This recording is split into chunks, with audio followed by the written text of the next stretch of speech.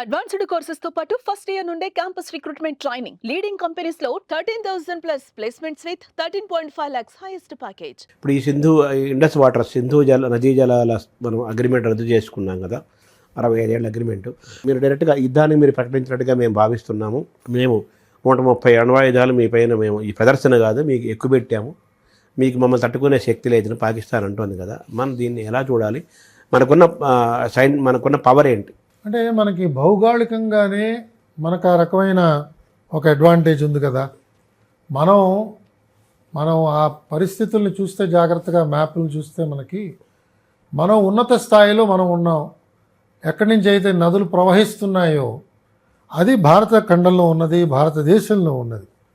అంతేకాకుండా ఒక్క నిమిషం కనుక మనం ఈ ఇండస్ వాటర్ ట్రీటీ గురించి ఒక్కసారి ఆలోచన చేస్తే, మనకి ఈ మధ్యకాలంలో మనకు వచ్చిన గణాంకాలు చూస్తే అందులో 3 నదులు భారతదేశానికి కేటాయించారు, 3 నదులేమో పాకిస్తాన్కి కేటాయించారు.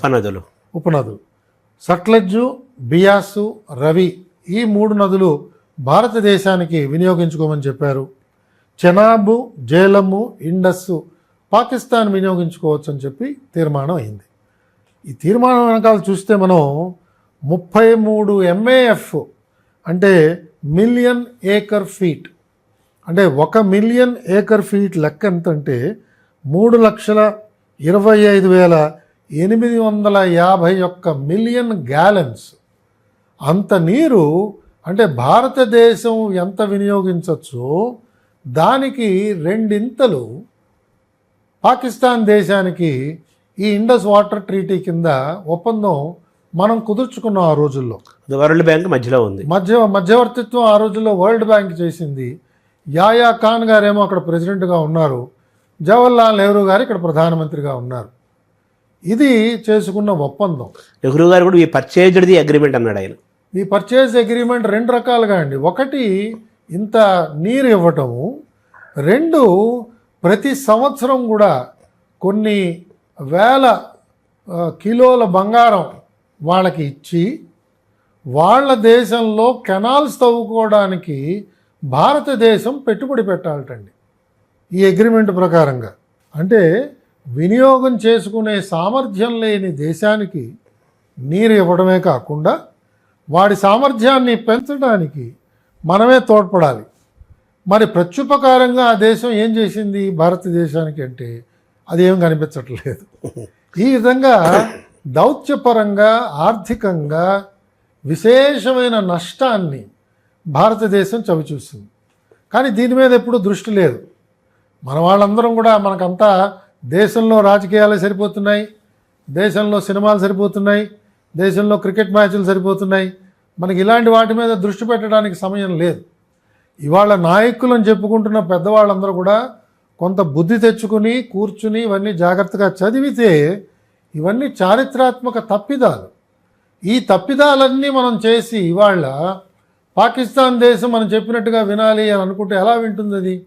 దాన్ని తప్పకుండా వాడికి ఒక గుణపాఠం చెప్పాలనే ఒక దృష్టితో ఇండస్ వాటర్ ట్రీటీని మనం విత్డ్రా చేసాం. సత్యంగానే న్యాచురల్లీ మరి వాళ్ళకి నీరు కొరత ఏర్పడుతుంది. ఎందుకంటే వాళ్ళ వ్యవసాయం 80% దాని మీద ఆధారపడి ఉన్నది.